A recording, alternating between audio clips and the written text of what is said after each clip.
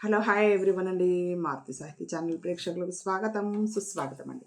అంతా బాగున్నారా అండి? మేమంతా బాగున్నామండి. ఈరోజు మన మారుతి సాహితీ ఛానల్లో ఎద్దనపూడి సులోచన రాణి గారు రచించినటువంటి అమృతధార నావెల్లో ఈరోజు ఎపిసోడ్కు వెళ్లే ముందు నిన్నటి ఎపిసోడ్లో ఏం జరిగిందో ఒకసారి జ్ఞప్తికి తెచ్చుకుందామండి. ఎట్టకేలకు పట్టపగలు అని ఎలాగో బామ్మగారు నానా కష్టపడి మనోజు అమూల్యల పెళ్లి చూపులకు ఏర్పాటు చేయడం, వాళ్ళు ఒకళ్ళనొకళ్ళు చూసుకోవడం, అంతా సెటిల్ అయిపోయినట్టే ఇద్దరు ఒకళ్ళనొకళ్ళు అర్థం చేసుకున్నారని అందరూ స్వీట్లు పంచుకోవడం, అందులో మనోజ్ మాత్రం స్వీట్ తీసుకోకపోవడం, బామ్మగారు అమూల్యతోటి నీకు అవసరమైన విషయాలనే మా బాబుతో మాట్లాడు అని చెప్పడం, మరి మనోజు అమూల్యని బయటకు తీసుకెళ్ళి మాట్లాడతానని చెప్పడం, వెళ్ళేటప్పుడు బామ్మగారు మమ్మల్ని దించి మనోజ్ వస్తాడు మాట్లాడమని చెప్పి వెళ్ళడం, మనోజు తిరిగి రావడం, ఆ తిరిగి వచ్చే మనోజు కోసం అమూల్య ఎదురు చూడడం అంతవరకు జరిగింది కదా అండి. ఈరోజు ఎపిసోడ్లో ఏం జరగబోతుందో చూద్దామండి.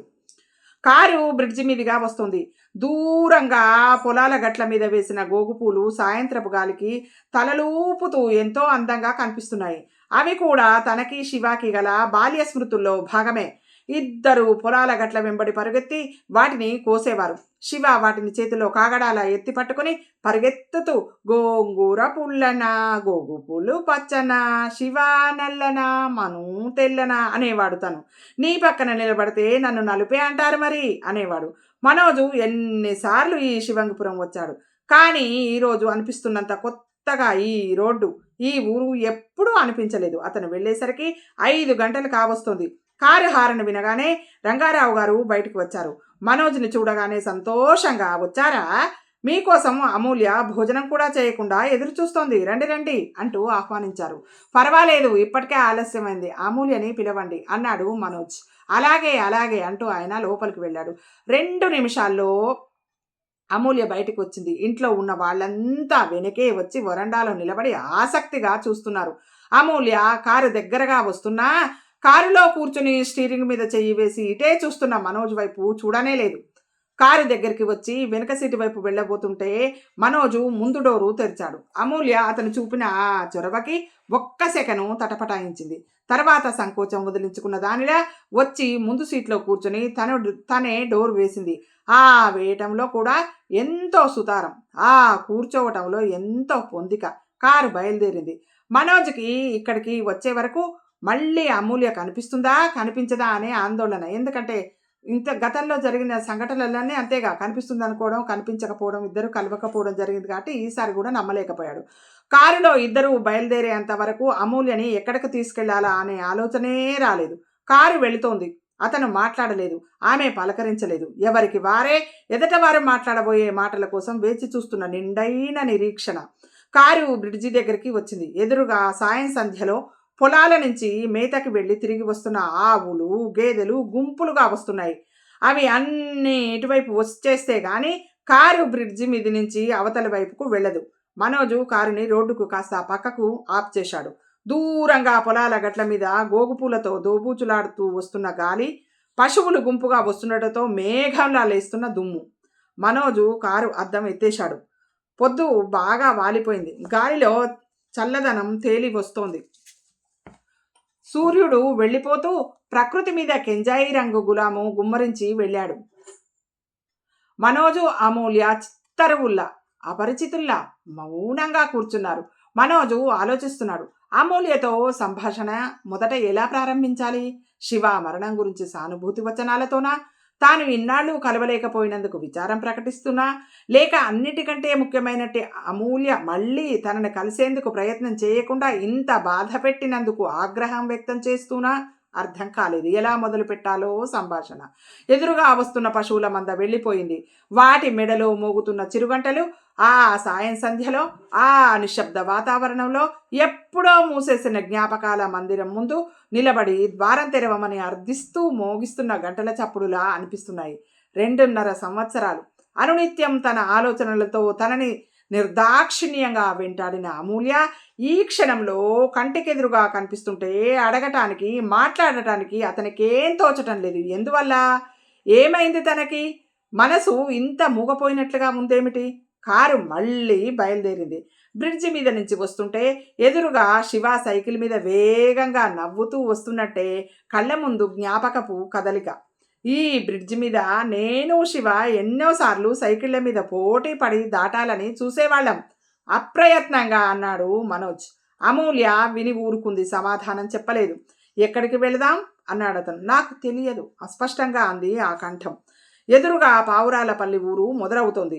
ఊరి ప్రారంభంలో ఉన్న వేణుగోపాల స్వామి ఆలయం ప్రహరీ కూడా కనిపించింది.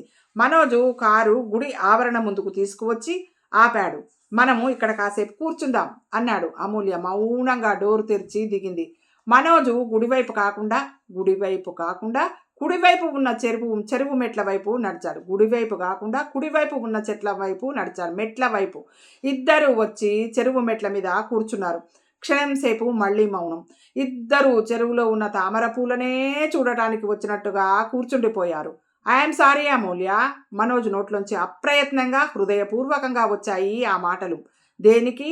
నీటి వైపు చూస్తూ అంది. శివ పోయిన తర్వాత నేను నీతో మాట్లాడలేకపోయాను. దానికి నేను ఎప్పుడూ బాధపడుతూనే ఉన్నాను. అమూల్య మాట్లాడలేదు. కాసేపు ఆగి మనోజ్ మళ్ళీ అన్నాడు. నేను నీకు చాలా ముఖ్యమైన విషయాలు కొన్ని చెప్పాలి. మొట్టమొదట ఈ ప్రశ్నకి జవాబు చెప్పు. అసలు ఈ పెళ్లి చూపుల తతంగం ఏమిటి? అమూల్య ఒడిలో ఉన్న చేతుల వైపు చూసుకుంది.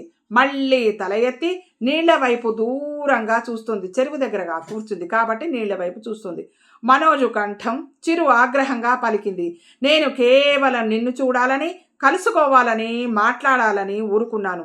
ఇది నిజంగా నా ఓర్పుకి పరీక్ష అయింది. నిజం చెప్పు. బామ్మ పెద్దది, ఆవిడకి నువ్వెవరో తెలియదు. కానీ నువ్వు ఈ తతంగం ఏమిటి? అలా అనకండి. వారిస్తున్నట్టుగా చెయ్యి ఎత్తబోయి మధ్యలోనే చెయ్యి కిందకు దించేసింది. దయ ఉంచి తతంగం అని మాత్రం అనకండి అంది. మరి దాన్ని ఏమంటారు? మనసుని వేధించే సమస్యలకి మరో పరిష్కారం అని అనుకోవచ్చుగా. అంటే అతను తల తిప్పి అమూల్య వైపు చూశాడు. జీవితంలో అనుకోని మలుపులు ఎదురైనప్పుడు, మనిషి బ్రతికి తీరాలి అనుకున్నప్పుడు ఇష్టాయిష్టాలతో సంబంధం లేకుండా ఏదో మార్గంలో ఆశ్రయం కోరుకోవడం సహజం. మీ బామ్మగారు నా ఫ్రెండ్ సుచిత్ర పెళ్లిలో నన్ను చూశారు. మొదట్లో అప్పుడు ఆవిడెవరో నాకు తెలియదు. నిజంగా నాతో చాలా అభిమానంగా మాట్లాడారు. నేను మర్యాదగానే మాట్లాడాను. నాకు అసలు నిజంగానే ఆవిడంటే ఇష్టం ఏర్పడింది. ఎందుకంటే మామూలు ఆడవాళ్లలో కనిపించని చొరవ, ధైర్యం, చాకచక్యం ఆవిడలో ఉన్నాయి. పెళ్లిలో ఎంతోమంది మగవాళ్ళు, పెద్దలు, చిన్నలు ఆవిడ దగ్గరికి వెళ్ళి ప్రత్యేకంగా నమస్కరించి పలకరించటం నేను చూశాను. తర్వాత బాబాయి చెప్పగా ఆవిడ ఎవరో తెలిసింది. నేను ఆవిడకి దూరంగా ఉండటానికి ప్రయత్నించాను. కానీ ఆవిడకి నేను నచ్చానుట. ఈ పెళ్లి సంబంధం ప్రస్తావన వచ్చింది. పిన్ని, బాబాయి ఆవిడకి నేను నచ్చటం నా అదృష్టం అన్నారు. ఆవిడ నన్ను మీ ఇంటికి తీసుకువెళ్లారు. మీ గదిలో శివ మీరు కలిసి ఉన్న ఫోటోలో మిమ్మల్ని చూపించారు. శివ పోయిన సంగతి చెప్పారు. ఆ క్షణంలో ఆవిడకి నేనెవరో చెప్పాలని ఎంతగానో అనిపించింది నాకు. కానీ చెప్పే సాహసం లేకపోయింది. పెళ్లి మాటలు జరగటం ప్రారంభమైనాయి. నా ఇష్టం తెలుసుకోమని బాబాయికి చెప్పారు. బాబాయి నన్ను అడిగాడు. నేను అంగీకారం తెలిపాను. నాకు మీరెవరో తెలిసి కూడా నేను ఈ పని చేశాను. అమూల్య, మనోజ్ ఆవేశంగా అన్నాడు. మీరు ఈ విషయం వినగానే నా గురించి ఎలా అనుకుంటారో కూడా నాకు బాగా తెలుసు. కానీ నాకు వేరే గత్యంతరం లేదు. శివ నాతో చాలాసార్లు చెప్పాడు, తనకి ఏదైనా అయితే నన్ను మీ దగ్గరగా ఉండిపోమ్మని. అంటే ఏమిటి నీ ఉద్దేశం? శివాకి యాక్సిడెంట్ అయి చచ్చిపోతాడని ముందే తెలుసా? అమూల్య క్షణం ఆగి అంది. యాక్సిడెంట్ అని ఎప్పుడూ అనలేదు. కానీ తన జీవితాన్ని ప్రమాదం వెంటాడుతోందని మాత్రం ఎప్పుడూ అనేవాడు. తనకి ఏదైనా అయితే తను అప్పచెప్పిన పనులు ఆగిపోకుండా జరిగిపోయేలా, సమస్యలు లేకుండా నేను జాగ్రత్త పడాలని నాకు బోధించేవాడు. అప్పచెప్పిన పనులా? ఏమిటవి? అమూల్య మాట్లాడలేదు. ఆ మౌనం చూస్తుంటే అతనికి చిరాకు రెట్టింపు అవుతుంది. చెప్పకూడని రహస్య వ్యవహారాలా? అతని కంఠంలో వ్యంగ్యము ప్రతిధ్వనించింది. ఒడిలో ఉన్న చేతుల వైపు చూస్తున్న అమూల్యని ఈ వ్యంగ్యం కాటేసినట్టు, ఆ బాధని నిలువరించుకున్నట్టుగా తల ఎత్తింది. ధైర్యంగా చెరువులో నీటి వైపు చూస్తూ, అవును, అది మా ఇద్దరి ఆంతరంగిక విషయం అంది. ఆ చెప్పడంలో ఏ మాత్రం మొహమాటం కనిపించలేదు మనోజ్కి. ఓహో! మనోజ్ అమూల్య వైపు నుంచి తల తిప్పేసుకున్నాడు. మరుక్షణం వెంటనే చెప్పేయాలనిపించింది. ఓకే అమూల్య, మనం ఇలా కలవడం చాలా ఆనందం. శివ పోయిన తర్వాత నిన్ను అనునయించలేదే అన్న బాధ ఈ రోజుతో విముక్తి అయింది. నీకు ఏదైనా అవసరం ఉంటే ఎప్పుడైనా సరే తప్పకుండా రా. నేను చేయగలిగిన సాయం అంతా చేస్తాను. శివ, విల్లు ద్వారా నువ్వు నా డబ్బుకి వారసురాలివి అయ్యావు. లాయర్ల ద్వారా మాట్లాడు. మరి నేను వెళ్తాను. అమూల్య అతనికి ఆ అవకాశం ఇవ్వకుండా తొట్టుపాటు లేని స్వరంతో చెబుతోంది. నేను కొన్ని పనులు నిర్వర్తించాలంటే మొట్టమొదట నేను సురక్షితంగా ఉండాలి. నాకు ఆ రక్షణ మీ దగ్గర కంటే ఈ ప్రపంచంలో ఇంకెక్కడా దొరకదని అనిపిస్తోంది. అందుకే ఈ పెళ్లికి ఒప్పుకుంటున్నాను. రక్షణ ఎవరి నుంచి? నీ మీద కక్ష ఎవరికి ఉంది? ఎందుకుంటుంది? అతని స్వరం చాలించు ఈ కట్టుకథలు అన్నట్టుగా ఉంది. నాకు తెలియదు. ఈ 2.5 సంవత్సరాలలో నేను 4-5 సార్లు చావుకి గురి కాబోయి అదృష్టవశాత్తు బయటపడ్డాను. నాకు అండగా నిలిచే వారెవ్వరూ లేరు. నేను క్షేమంగా బతికి ఉండాలి అని నేను అనుకోవటం కూడా అది నా కోసం కాదు, శివ కోసం. మనోజు చాలా కొత్త విషయం వింటున్నట్టుగా దాని పూర్వాపరాలు ఏమై ఉంటాయా అని అంచనా వేస్తున్నట్టుగా మళ్ళీ తల తిప్పి నిశితంగా అమూల్య వైపే చూస్తున్నాడు.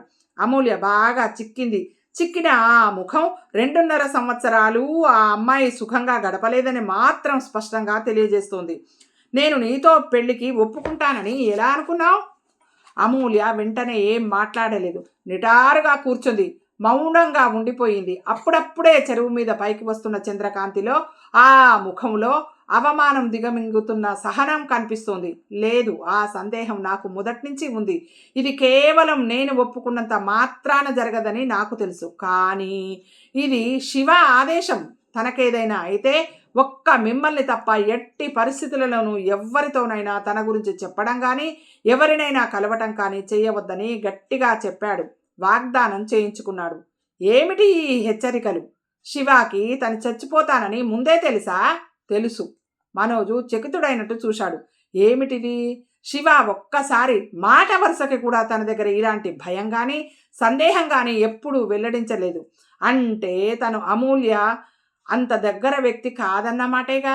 అమూల్యకి చెప్పి నాకు చెప్పలేదు అంటే అమూల్య దగ్గర నేను దగ్గర కాదన్నట్టేగా అనుకున్నాడు మనోజ్. ఎవరికి? శివాకి. మనోజు అమూల్యని నిశితంగా చూస్తూ అడిగాడు. అట్లా అయితే నువ్వు చెప్పిందే నిజమైతే నువ్వు శివ పోయిన వెంటనే నా దగ్గరకు ఎందుకు రాలేదు? ఇంత ఆలస్యం ఎందుకు చేశావు?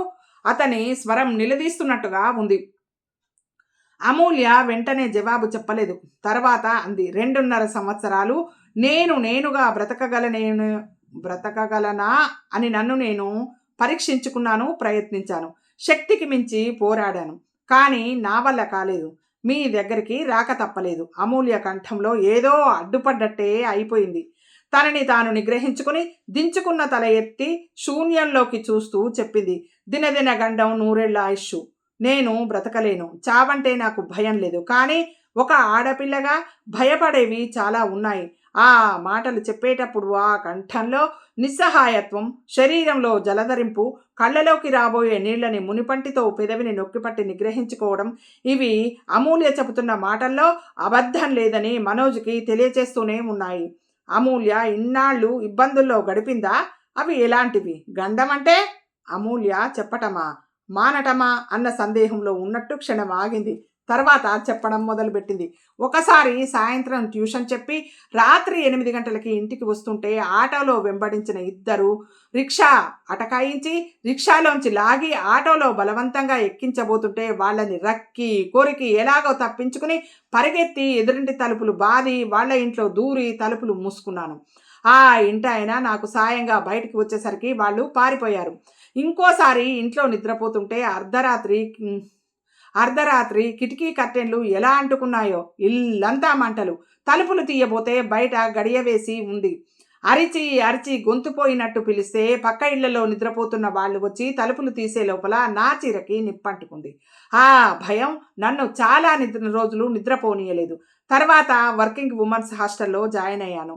ఒక్కసారి వార్డెన్ నీ కోసం విజిటర్ వచ్చాడు అంటే వెళ్ళాను. అతనెవరో నాకు తెలియదు. నమస్తే అంటూనే నా మీద పోయటానికి జేబులోంచి సీసా తీశాడు. ఏం సీసా అది? యాసిడ్ అనమాట. నేను మెరుపుల తలపక్కకి వెళ్ళిపోయాను. అది యాసిడ్. వార్డెను వచ్చేసరికి అతను వెళ్ళిపోయాడు. నేను ఎన్ని చోట్లకి అడ్రస్లు మార్చినా ఎలా తెలిసేదో నా పేరిట చంపేస్తామని, మా చేతుల్లో నీ చావు ఉంది అని ఇంగ్లీష్లో టైప్ చేసిన బెదిరింపు ఉత్తరాలు వచ్చేవి. నేను ఎవరికి ఎందుకు పగో నాకే తెలియడం లేదు. ఒకసారి పోలీసులకి రిపోర్ట్ చేశాను. తర్వాత వారు అడిగే ప్రశ్నలు ఎప్పుడంటే అప్పుడు నా రక్షణ అంటూ రావటం చూసి భయం వేసింది. నాకు ప్రమాదాలు ఎదురవుతున్నా అవేం లేవని, ఇప్పుడు బాగానే ఉందని, నేను చేసిన రిపోర్టు ఉపసంహరించుకుంటున్నానని రాసి ఇచ్చేశాను. అర్థమైందిగా రిపోర్ట్ ఇస్తే ఏం జరిగిందనేది.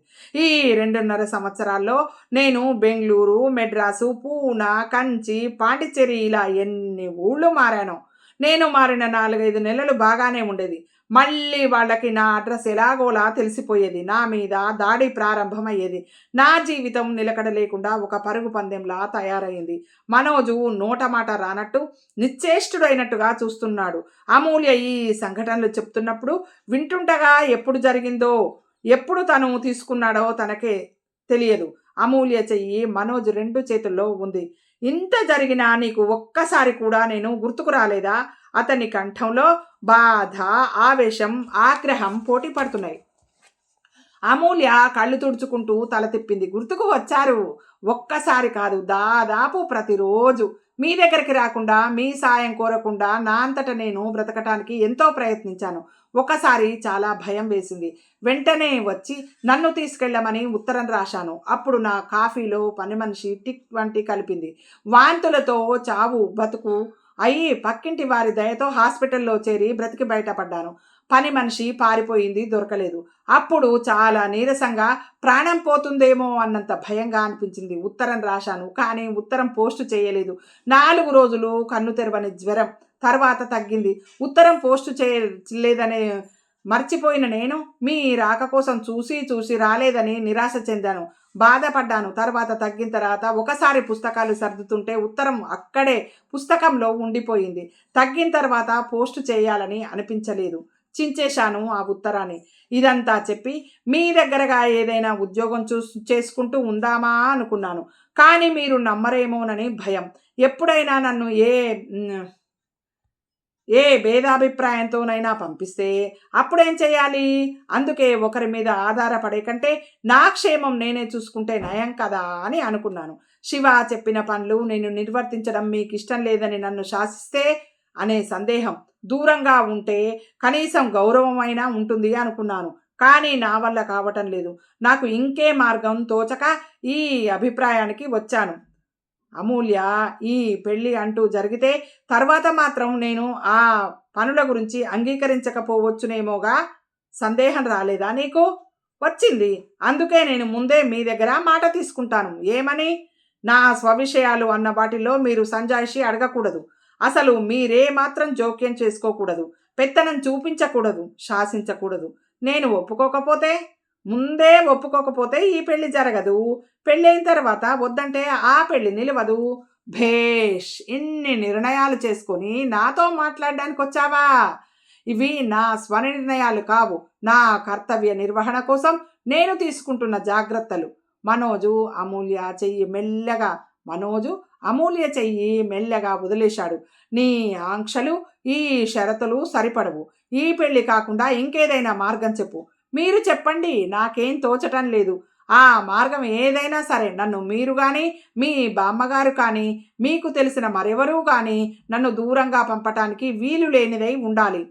మనోజు నిస్సహాయంగా చూశాడు, మౌనంగా ఉండిపోయాడు. అమూల్య తర్వాత ఏమీ మాట్లాడలేదు. జవాబు చెప్పాల్సిన బాధ్యత అతనిదే అన్నట్టు కూర్చుంది. మనోజు తల తిప్పి అమూల్య వైపు చూశాడు.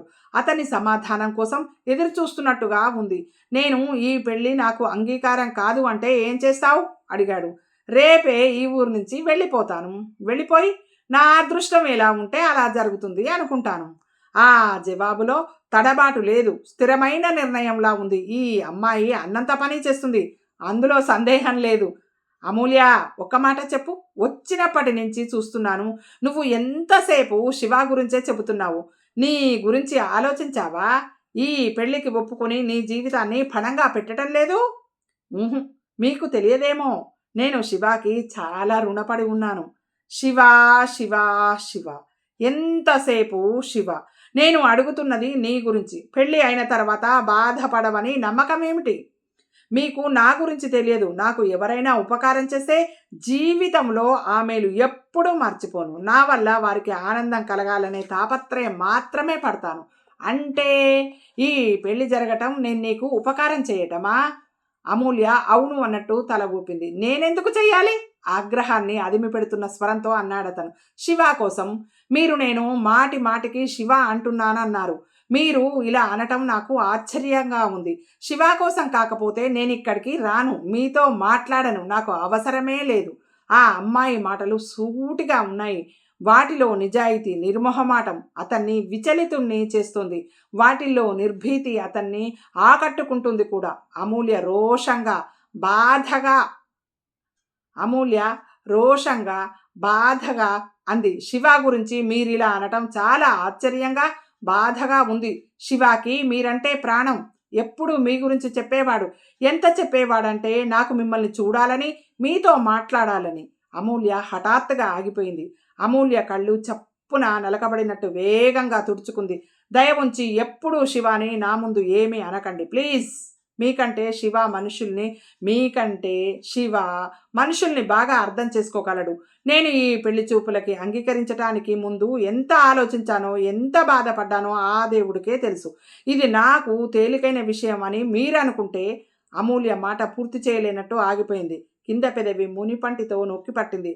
I'm sorry, really sorry. Manoj క్షమాపణగా అంటూ మన ఎదుట ఉన్న సమస్య ఎంత జటిలమైనదో నీకు అర్థం కావడం లేదు అన్నాడు. నాకు బాగా అర్థమైంది. మీరు కూడా ఇలాంటి సందేహాలు లేకుండా నా పట్ల నమ్మకంతో, శివ పట్ల ప్రేమతో అర్థం చేసుకోవడానికి ప్రయత్నిస్తే నాకు తేలిక అవుతుంది. నేను మిమ్మల్ని అర్థించేది ఒక్కటే, ఈ పెళ్లి కానీ మరో మార్గమైనా పర్వాలేదు. నేను నిశ్చింతగా ఉండాలి. అలా ఉంటే తప్ప నేను శివ ఆదేశించిన పనులు పూర్తి చేయలేను. నేను ఈ మార్గం ఎందుకు ఎన్నుకున్నానంటే బామ్మగారు నేనంటే అభిమానం చూపించటంతో నాకు సగం సులభం అయింది. ఆవిడ నీడలో నన్ను ఉండమన్నా నాకు చాలు. ఈ పెళ్లి జరిగినా నేను మీ జీవితానికి ఏమీ అడ్డురాను. బామ్మగారి దగ్గర ఉంటూ నా పనులు నేను చేసుకుంటాను. మీ ఎవ్వరికి నేను ఎలాంటి సమస్య తీసుకురాను. మీ ఇంటి గౌరవానికి భంగం కలిగించే పనులు ఏమీ చేయను. మీ ఇంట్లో ఏ అధికారము నేను కోరను. అతను మౌనంగా అప్రయత్నంగా మళ్ళీ అమూల్య చేతిని తన చేతుల్లోకి తీసుకున్నాడు. ఆ చేయి మంచులో నుంచి తీసినంత చల్లగా ఉంది. అతను ఆలోచిస్తున్నాడు. పెళ్లిని గురించి అతనికి ఎప్పుడూ పెద్దగా ఆశలు లేవు. ఒక రకంగా అమూల్యని చేసుకుంటే బామ్మ ఎంత సంతోషపడుతుందో మాత్రం బాగా తెలుసు. మరో రకంగా అమూల్య క్షేమం కూడా తనకి చాలా ముఖ్యమే. ఇంతసేపు జరిగిన ఈ సంభాషణలో అమూల్య మనసు ఏమిటో అతనికి బాగానే అర్థమైంది. అమూల్య దీన్ని ఒక పెళ్లిగా కంటే శివ ఆదేశించిన కర్తవ్యం సులభంగా నిర్వర్తించే ఒక మార్గంగా మాత్రమే చూస్తుంది. అదే ప్రధాన లక్ష్యంగా భావిస్తుంది. ఈ పెళ్లి జరగాలని లేదు. జరిగినా తనకి నష్టం కూడా ఏం లేదు. అమూల్య చెప్పిన ప్రమాదాలు గుర్తుకు వస్తుంటే శరీరం జలధరిస్తుంది. అమూల్య తనకు జరిగిన ప్రమాదాలని చెప్పింది కదా. Thank God. అమూల్య ఇప్పటికైనా ఈ విధంగానైనా క్షేమంగా తన దగ్గరికి వచ్చింది. ఇప్పుడు ఇక తను సంశయించకూడదు. 4 రోజుల తర్వాత అమూల్య మనసు మార్చుకున్నా తనకి ఆశ్చర్యం లేదు. అమూల్యలాగానే తను కూడా ఈ పెళ్లి తన కోసం కాదు, శివ కోసం. శివాకిష్టమైన అమూల్య సురక్షితంగా ఉండటం కోసం. శివ ఆస్తి అతను ఆదేశించిన పనులు సక్రమంగా నెరవేర్చడానికి అమూల్యకి సహకరించటం కోసం తన నీడలో ఉండి అమూల్య తనకిష్టమైన పనులు ప్రశాంతంగా చేసుకోవటం కంటే ఈ ప్రపంచంలో తనకి ఇంకేం కావాలి? ఇటు శివాకి ఇష్టమైన అమ్మాయిని ఆదుకోగలిగానని తృప్తి, అటు బామ్మకి ఆనందం కలిగిస్తున్నాననే సంతృప్తి. ఇటు శివ అటు బామ్మ తనకిష్టమైన ఈ ఇద్దరికి న్యాయం చేకూర్చగలిగాననే సంతోషం తనకి కలిగే అవకాశం అమూల్య కలగజేస్తోంది. దీనికి తనకు అభ్యంతరం ఏముంది? సందేహం మాత్రం ఎందుకు? అమూల్య నిర్ణయమే తన నిర్ణయం కూడా అయినందువల్ల నష్టం ఏమీ లేదు. పెళ్లి పట్ల తనకెప్పుడు పెద్దగా ఆశలు ఏమీ లేవు. మనోజ్కి చాలాసేపటి నుంచి అమూల్య చెయ్యి తన చేతిలో బిగించి పట్టుకున్నట్టుగా గుర్తుకు వచ్చింది. మెల్లగా అతి మెల్లగా వదిలేశాడు. కారు దగ్గరికి వచ్చి స్టార్ట్ చేయబోతూ అడిగాడు, నేను నీతో మాట్లాడాలి అనే ఈ అవకాశం తీసుకోకుండా ఉంటే ఏం చేసేదానివి? బామ్మగారిని అడిగి నేనే అవకాశాన్ని తీసుకునేదాన్ని. అమూల్య ఖచ్చితంగా అన్న ఆ తీరుకి అతనికి నవ్వొచ్చేసింది. అమూల్య చాలా జాగ్రత్తలు తీసుకుందన్నమాట. మనోజు కారు స్టార్ట్ చేశాడు. తల తిప్పి చూస్తూ అన్నాడు, మనం ఇక్కడ ఇంతసేపు మాట్లాడాం, నేను నా అభిప్రాయం ఏమిటో నీకు చెప్పకుండానే మనం వెళ్ళిపోతున్నాం. పర్వాలేదు, నాకు ఆదుర్దా లేదు. నాకు మిమ్మల్ని కలిసే అవకాశం వచ్చింది. నా మనసులో అనిపించిన ఆదుర్దా అంతా మీకు చెప్పేశాను. ఇక నిర్ణయం చేయాల్సింది మీరే. మీ నిర్ణయం ఏదైనా సరే. ఏ మాత్రం బాధపడకూడదని నేను ఇక్కడికి వచ్చే ముందే నా మనసు దిటవు చేసుకొని వచ్చాను. మనోజు సమాధానం చెప్పలేనట్టు చేసింది ఆ జవాబు. కారు బయలుదేరింది. వెన్నెల బాగా వచ్చేసింది. పల్లెటూరు. రాత్రి 8 గంటలకే నిశ్శబ్దం అయిపోయింది. అప్పటికే ఇంటి వరండాల్లో మంచాల మీద పక్కలు సర్దుకుంటున్నారు కొంతమంది. అమూల్య మౌనంగా ఉంది. ఏమిటి ఆలోచిస్తున్నావు అడిగాడు. ఏం లేదు, నాకు తెలుసు. ఇదే శివ అయితే ఇంతసేపు ఇన్ని సంజాయిషీలు చెప్పే అవసరం లేకుండా వెంటనే అనేవాడు అనుకుంటున్నావు అవునా?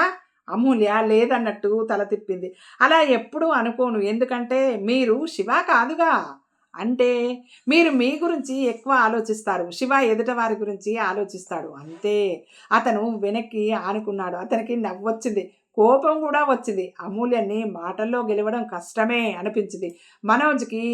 ఆ రోజు శివ, అమూల్య తను బజారుకి వెళ్తున్నప్పటి తన మనసు పొందిన అనుభవమే గుర్తుకు వస్తుంది. ఆ రోజు అమూల్య తలలో సన్నజాజి పరిమళం, ఆ రోజు తెల్ల గులాబీ సుమధుర సువాసన లీలగా గుర్తు వస్తుంది. అతని మనసు అమూల్యని చూసిన తర్వాత, మాట్లాడిన తర్వాత ఎందుకో చాలా ప్రశాంతంగా హాయిగా అనిపించసాగింది. ఒక పెద్ద ఆందోళన, ఇన్నాళ్ల నుంచి అతని ఆంతర్యంలో గుదిబండలా వేధిస్తున్న బాధ తీరిపోయినటువంటి హాయి అనిపించింది. అతను తల తిప్పి చూశాడు. అమూల్య దీర్ఘాలోచనలో ఉంది. అతను చూసినా గమనించనంత పరధ్యానంగా ఉంది. ఆమె ఆంతర్యంలో ఏ ఆలోచనలు సుడులు తిరుగుతున్నాయో తెలియదు. కారు పెద్ద ఇంటి ముందుకు వచ్చి ఆగింది. మనోజు హారన్ మోగిస్తుంటే అమూల్య ఈ లోకంలోకి వచ్చినట్టుగా ఉలిక్కిపడి చూసింది. పెద్ద ఇంటి దగ్గరికి వచ్చారు కదండి ఇద్దరు.